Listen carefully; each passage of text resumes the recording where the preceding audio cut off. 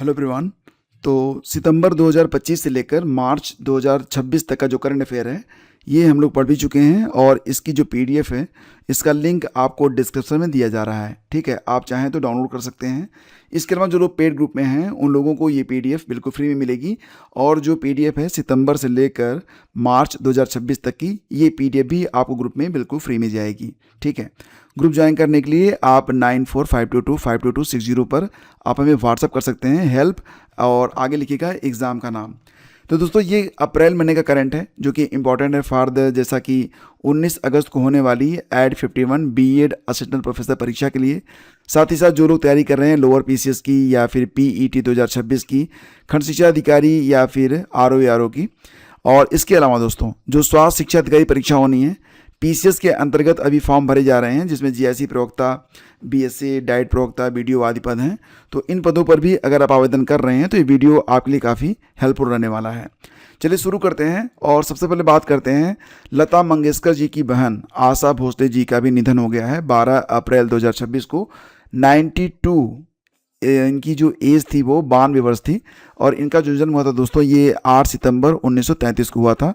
Death होती है 12 अप्रैल 2026 को। ये याद रखिएगा, काफ़ी इंपॉर्टेंट नाम है। और आपको बता दें कि उन्हें 2008 में पद्म विभूषण से सम्मानित किया गया था। मिला था कब? 2008 में। और वर्ष 2000 में उन्हें दादा साहब फाल्के पुरस्कार से सम्मानित किया जा चुका है। नाइटिंगेल ऑफ एशिया पुरस्कार मिला था 1987 में। अपने कैरियर में जिसका समय काफ़ी लंबा रहा था, लगभग 70 साल तक उन्होंने गाने गाए हैं और इस दौरान उन्होंने 12,000 से अधिक गाने गाए हैं विभिन्न भारतीय भाषाओं में। तो आशा भोसले जी अब हमारे बीच नहीं रही। नेक्स्ट है आपका पीपुल एंड नेचर रिपोर्ट 2026। ये रिपोर्ट दोस्तों बहुत ही इंपॉर्टेंट है और ये रिपोर्ट हमें ये बताती है कि वर्ष 2050 तक अगर हम क्लाइमेट चेंज के लिए नहीं चेते और कुछ आमूल चूल बड़े परिवर्तन नहीं किए तो याद रखिएगा कि भारत के जो 90% विश्व धरोहर स्थल हैं ये खतरे में पड़ जाएंगे। तो ये बहुत बड़ी बात होने वाली है अगर क्लाइमेट चेंज पर हमने ध्यान नहीं दिया तो। 2050 यहाँ पर बताया गया है कि 2050 तक जो विश्व धरोहर स्थल हैं वो खतरे में रहेंगे, मतलब ये नष्ट हो सकते हैं। नेक्स्ट है आपका कि state of India's bats 2024-25 report. तो दोस्तों ये जो रिपोर्ट है ये चमगादड़, किस राज्य में चमगादड़ों की कितनी प्रजातियां पाई जाती हैं उसी पर रिपोर्ट है तैयार की जाती है। तो स्टेट ऑफ इंडियाज बैट्स 2024-25 के अनुसार सर्वाधिक चमगादड़ों की जो प्रजातियां हैं तो सबसे अधिक जो चमगादड़ हैं वो पाए जाते हैं पश्चिम बंगाल में। ठीक है, इसके बाद दूसरा स्थान है मेघालय का, तीसरा स्थान है उत्तराखंड का। तो याद रखिएगा सबसे अधिक चमगादड़ों की प्रजातियां जो हैं वो कहाँ पर हैं तो पश्चिम बंगाल में हैं और तीसरे स्थान पर उत्तराखंड है, दूसरे स्थान पर मेघालय है। ये देखो दोस्तों एक है प्रजाति बनेई मेनासी समुदाय। ठीक है, ये एक कबीला होता है और ये जो कबीला होता है ये मानता है कि जो बाइबिल है ना तो बाइबिल में ये लिखा गया है, जैसा कि इनकी मान्यता है, इन्होंने कहा है कि इजराइल से जो 10 मुख्य यहूदी समुदाय थे जो कि विस्थापित हो गए हैं तो ये उनमें से एक हैं और मुख्य रूप से मिलते हैं मणिपुर और मिजोरम में, भारत का जो पूर्वोत्तर राज्य है। तो इजराइल ने इनको एक्सेप्ट करने के लिए पहल की है, वहाँ पर पुनर्वास प्रोग्राम चलाया जा रहा है।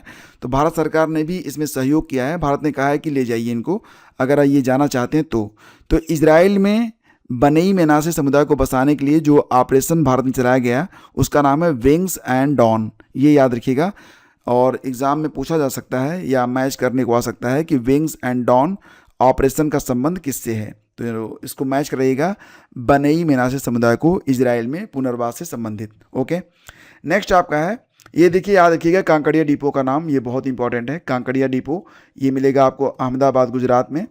तो यहाँ पर वाटर न्यूट्रल रेलवे डिपो बनाया गया है। वाटर न्यूट्रल मतलब यहाँ पर जितनी खपत होगी पानी की उतनी ही बचत यहाँ पर पानी की जाएगी, यानी कि वाटर रिसाइकिल करने का यहाँ पर प्रोसेस स्टार्ट किया गया है।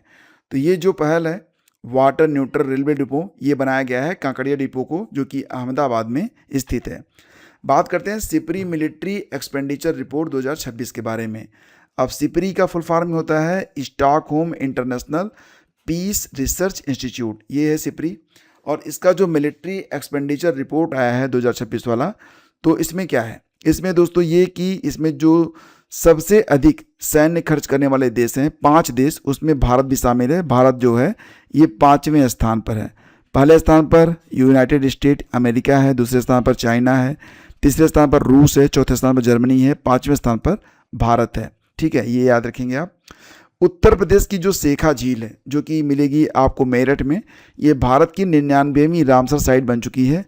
तो दोस्तों याद रखना कि फिलहाल भारत में कुल 100 रामसर साइट हो चुकी हैं। ठीक है, और जो 100वीं रामसर साइट है ये कहाँ पर है, तो ये बलिया में खोजी गई है। इसका नाम मैं आपको बताया हूँ, मैं देखना चाहता हूँ कि कितने लोग बता सकते हैं कि बलिया में वो कौन सा स्थल है जो कि 100वां रामसर साइट घोषित किया गया है। और इसी के साथ यूपी में कुल रामसर साइट की संख्या हो गई है 12। 11वीं रामसर साइट बनी थी यूपी की शेखा झील, और 12वीं बन चुकी है ये बलिया वाली झील। ठीक है, जिसका नाम आपको बताना है।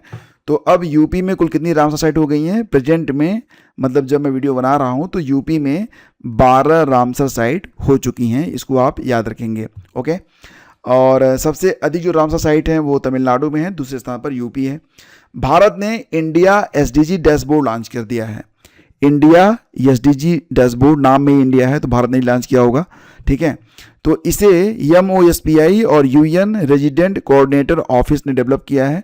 बस इतना याद रखना कि भारत ने इंडिया एसडीजी डैशबोर्ड को लॉन्च किया है। ओके, इसरो ने भारत में मिशन मित्र को शुरू किया है। तो इसरो ने लद्दाख में जो मिशन मित्र स्टार्ट किया है, इसका ऑब्जेक्टिव क्या है, उद्देश्य क्या है, तो गगनयान मिशन। आपको पता ही होगा भारत गगनयान मिशन की तैयारी कर रहा है। तो गगनयान मिशन में जो लोग जाएंगे तो अंतरिक्ष में आने वाली जो दुश्वारियां हैं उसको वो कैसे फेस करेंगे, तो यहाँ पर इसी की एक ट्रेनिंग दी जा रही है। मानव सहनशीलता अध्ययन किया जा रहा है मिशन मित्र के अंतर्गत लद्दाख में, जो कि इसरो ने शुरू किया है। NHAI यानी कि national highways authorities of India, ये फुल फॉर्म में कई बार पूछा जाता है। तो NHAI ने राजमार्गों के किनारे आरोग्य वन विकसित करने की पहल शुरू की है। ये आरोग्य वन क्या होंगे, तो इसका उद्देश्य है कि जो औषधि पौधे और जैव विविधता है उसको बढ़ावा देना, ये होगा आपका आरोग्य वन। ओके, नेक्स्ट है भारतीय सेना ने ऑपरेशन हिम सेतु के तहत सिक्किम में फंसे 1300 से अधिक पर्यटकों को बचाया। आपको याद होगा कि अप्रैल के महीने में सिक्किम में एक हिमस्खलन हुआ था जिसमें बहुत ज़्यादा लगभग 1300 से अधिक जो पर्यटक थे वहाँ पर फंस गए थे। तो उनको ऑपरेशन हिम सेतु के अंतर्गत निकाला गया था भारतीय सेना के द्वारा, याद रखिएगा इसको भी। गुजरात विधानसभा में UCC बिल 2026 को पारित कर दिया है। UCC is stand for uniform civil code, और यूनिफॉर्म सिविल कोड लाने वाला जो पहला स्टेट है ये उत्तराखंड है, दूसरा बन गया है कौन, गुजरात। ये आप याद रखेंगे। और 2 ही राज्य अभी तक हैं जो कि अपने यहाँ UCC बिल को पारित कर चुके हैं। ओके, दक्षिण कोरिया के राष्ट्रपति ली जाए म्योंग ने भारत की राजकीय यात्रा की, ये एक फैक्ट है, कभी कभी पूछा जाता है। भारत दक्षिण कोरिया व्यापार लक्ष्य 2030 तक $50 अरब का रखा गया है, ये भी एक फैक्ट है, याद रखिएगा। मिन ऑन्ग ह्येलॉन्ग, क्या नाम है, मिन ऑन्ग ह्येलॉन्ग, तो दोस्तों ये म्यांमार के राष्ट्रपति बने हैं, ये भी एक फैक्ट है। नेक्स्ट है कि उचरल नैम ओसोर, क्या नाम है, उचरल नैम ओसोर, ये मंगोलिया के प्रधानमंत्री बने हैं, PM बने हैं। भारत और अजरबैजान ने द्विपक्षीय संबंधों को मजबूत करने की पहल की है। ये सारे फैक्ट हैं जो कि आपको पता होने चाहिए। नेक्स्ट है आपका मार्च 2026 का मैन्युफैक्चरिंग PMI, ये रहा 53.9। अब दोस्तों आपके मन में एक सवाल आएगा कि मैन्युफैक्चरिंग PMI होता क्या है, चलिए आपको बताते हैं। लेकिन उसके पहले याद रखिए कि यह 45 महीनों का न्यूनतम स्तर है, जबकि भारत का जो मैन्युफैक्चरिंग PMI है ये 53.9 पर है, मतलब सबसे कम प्रोडक्शन हुआ है। तो क्या होता है ये मैन्युफैक्चरिंग PMI, तो मैन्युफैक्चरिंग मतलब उत्पादन होता है। PMI is stand for purchasing managers index, क्या होता है, परचेजिंग मैनेजर्स इंडेक्स, एक प्रमुख आर्थिक सूचकांक है जो किसी देश के विनिर्माण फैक्ट्री की आर्थिक सेहत को मापता है कि कोई फैक्ट्री कितना निर्माण कर रही है। और इसका जो पैमाना होता है PMI स्केल होता है, अगर ये 50 से ऊपर है तो माना जाता है कि विनिर्माण क्षेत्र में वृद्धि या तेजी को दर्शाता है। 50 से नीचे है तो फिर ये संकुचन या सुस्ती को दर्शाता है, और 50 पर ही मतलब गतिविधियों में कोई बदलाव नहीं हुआ है। ठीक है, ये आप याद रखेंगे। आगे बढ़ते हैं और अगला पॉइंट है कि food and agriculture organization FAO food price index April 2026 में चर्चा में रहा। तो बस आपको इतना याद रखना है कि फूड प्राइस इंडेक्स जारी करता है FAO, और इसमें किसी भी देश के लिए कोई रैंकिंग जारी नहीं होती है। ओके, नेक्स्ट है भारत का index of industrial production IIP लगभग 4.1% बढ़ा। कितना बढ़ा है? 4.1%। जनरल उपेंद्र द्विवेदी, नाम याद रखिएगा, जनरल उपेंद्र द्विवेदी को US army war college hall of fame में शामिल किया गया है। और ये भी कि जनरल उपेंद्र द्विवेदी ये भारतीय सेना के 30वें सेना प्रमुख बने थे। इनका जो कार्यकाल था वो 30 जून 2024 से 30 जून 2026 तक रहा था। और भारत के जो 31वें सेना प्रमुख बने हैं उनका नाम है धीरज सेठ। नाम याद रखिएगा, भारत के जो 31वें और वर्तमान में सेना प्रमुख हैं उनका नाम है धीरज सेठ। ठीक है। गुंटूर म्यूनिसिपल कॉरपोरेशन को यूनिडो का चौथा जेम अवार्ड मिला है। This is a fact only. And Narendra Bhushan ने भूमि संसाधन विभाग के सचिव का पदभार संभाला है। ओके। जस्टिस लिसा गिल, ये काफ़ी इंपॉर्टेंट है, जो आंध्र प्रदेश का हाई कोर्ट है उसकी पहली महिला मुख्य न्यायाधीश बन गई हैं जस्टिस लिसा गिल। तो ये नाम भी इंपॉर्टेंट है। ठीक है। नेक्स्ट है आपका श्रीकांत को नासकाम का अध्यक्ष नियुक्त किया गया है। अब श्रीकांत को नासकाम, मतलब नासकाम का फुल फॉर्म होता है national association of software and service companies. मुख्यालय मिलेगा आपको नोएडा में। स्थापना होती है 1988 में 1 मार्च के दिन। ओके। अगला है भवसागर। भवसागर को भारत का पहला national repository for deep sea fauna घोषित किया गया है। तो प्रश्न ये है कि ये जो भवसागर है क्या है? तो यह गहरे समुद्री जीवों के संरक्षण और शोध के लिए राष्ट्रीय केंद्र होगा। ठीक है, तो इसको आप याद रखेंगे। दीनदयाल पोर्ट कांडला गुजरात में 132.51 करोड़ रुपए की रोड ओवर ब्रिज परियोजना स्वीकृत हुई है। तो रोड ओवर ब्रिज ये जो परियोजना है लागत इसकी हो रही है 132.51 करोड़। कहाँ पर स्वीकृत हुई है? तो कांडला गुजरात में दीनदयाल पोर्ट पर। सागरमाला प्रोग्राम एवं PM गतिशक्ति से जुड़ी हुई यह एक परियोजना है। बात करते हैं एशियाई कुश्ती चैंपियनशिप 2026 के बारे में। तो ये कहाँ पर आयोजित किया गया? एशियाई कुश्ती चैंपियनशिप 2026 आयोजन बिश्केक में हुआ था। भारत ने कुल 14 पदक जीते हैं और इसमें अभिमन्यु मंडवाल और सुजीत कलकल ने स्वर्ण पदक जीते हैं। ये दो नाम इंपॉर्टेंट है एशियाई कुश्ती चैंपियनशिप के लिए, अभिमन्यु मंडवाल और सुजीत कलकल। ओके। मियामी ओपन 2026 तो पुरुष एकल विजेता बने हैं जैनिक सिनर और महिला एकल विजेता बनी हैं आरेना सबालेंका। ओके। नेक्स्ट है आपका, यहाँ देखिएगा शीतल देवी को para Archer of the year 2025 चुना गया है। This is a important fact for your exam. And next is कि खेलो इंडिया ट्राइबल गेम्स 2026। तो ये दोस्तों क्योंकि पहली बार हुआ है तो बहुत ही इंपॉर्टेंट है। खेलो इंडिया जनजातीय खेल 2026 इसका आयोजन छत्तीसगढ़ में किया गया था। विजेता राज्य बना है कर्नाटका और कर्नाटका ने कुल 38 पदक जीते हैं जिसमें 23 स्वर्ण हैं, 8 रजत हैं और 7 कांस्य हैं। इराक के नए राष्ट्रपति बन गए हैं निजार अमेदी। हंगरी के नए प्रधानमंत्री बने हैं पीटर मैग्यार। और मोसाद जो है इजराइल की एक गुप्तचर संस्था है, तो मोसाद के नए प्रमुख बनाए गए हैं रोमन गोफमैन। ठीक है। ये तस्वीर आप देखिएगा, ये ओडिशा का कोणार्क सूर्य मंदिर है। तो फैक्ट ये है कि ओडिशा के कोणार्क स्थित सूर्य मंदिर के गर्भगृह से 119 साल बाद कई टन रेत यानी कि बालू को हटाया जा रहा है। रेत निकलने के साथ ही सूर्य मंदिर का आकार भी बदल जाएगा।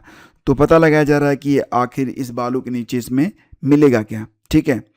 अब कुछ इंपॉर्टेंट डेज इन अप्रैल, जैसे कि 1 अप्रैल को मनाया गया उत्कल दिवस ओडिशा दिवस, ये 1 अप्रैल 1936 से मनाते हैं।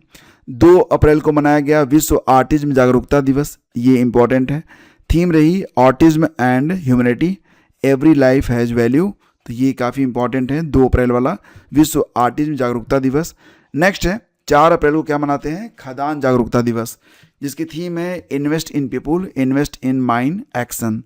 राष्ट्रीय समुद्री दिवस दोस्तों ये बहुत बार पूछा गया है, तो ध्यान देना कि राष्ट्रीय समुद्री दिवस कब मनाया जाता है। अगर ये एग्जाम में आया तो उत्तर दीजिएगा 5 अप्रैल को।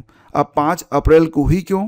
क्योंकि दोस्तों SS लॉयल्टी ये 5 अप्रैल 2019 को बॉम्बे से लंदन के लिए रवाना हुआ था। ओके। 7 अप्रैल ये also is a important day. 7 अप्रैल को मनाते हैं विश्व स्वास्थ्य दिवस। ठीक है, आपको पता है कि जो विश्व स्वास्थ्य संगठन है WHO, वर्ल्ड हेल्थ ऑर्गेनाइजेशन, इसकी स्थापना 7 अप्रैल 1948 में हुई थी। सो 7 अप्रैल को मनाते हैं विश्व स्वास्थ्य दिवस। और इस वर्ष 2026 की थीम लगाई गई together for health, stand and science. Okay, world homeopathy day ये 10 अप्रैल को होता है। ये 10 अप्रैल जो है फ्रेडरिक सैमुअल हैनीमैन की जयंती होती है। थीम है होम्योपैथी फॉर सस्टेनेबल हेल्थ। 13 अप्रैल को मनाया जाता है जलियांवाला बाग हत्याकांड, इसके बारे में आप जानते ही हैं। 16 अप्रैल स्यो एलिफेंट डे। 17 अप्रैल को विश्व हीमोफीलिया दिवस। और 2026 की थीम है फर्स्ट स्टेप टू केयर। विश्व विरासत दिवस ये 18 अप्रैल को होता है, बहुत बार पूछा गया है। यकृत दिवस मनाते हैं 19 अप्रैल को। और 21 अप्रैल को मनाते हैं 18वां राष्ट्रीय सिविल सेवा दिवस। ठीक है, 22 अप्रैल विश्व पृथ्वी दिवस, ये बहुत इंपॉर्टेंट है। इस साल की थीम है our power our planet. Okay, और 24 अप्रैल को क्या मनाते हैं? राष्ट्रीय पंचायती राज दिवस। 24 अप्रैल 1993 को 73वां संविधान संशोधन 1992 में लागू हुआ था। सो 24 अप्रैल को मनाते हैं राष्ट्रीय पंचायती राज दिवस। और 25 अप्रैल विश्व मलेरिया दिवस होता है, बहुत इंपॉर्टेंट है ये। 2026 की थीम है drive to end malaria, now we can, now we must. Okay, और 26 अप्रैल को मनाते हैं विश्व बौद्धिक संपदा दिवस। ठीक है, तो दोस्तों ये जो सारे करंट हैं, बस इतने ही करंट इंपॉर्टेंट हैं फॉर अप्रैल 2026। और आपकी जो भी परीक्षाएं हैं तो सभी के लिए बहुत ही महत्वपूर्ण पॉइंट्स हैं। इनको आप 1-2 बार और देख लीजिएगा ताकि याद रहें। इसकी PDF अगर आपको चाहिए तो आप डिस्क्रिप्शन चेक कर लीजिएगा या फिर ग्रुप ज्वाइन कर लीजिएगा। दोनों ही कंडीशन में आपको PDF मिल जाएगी। Thank you.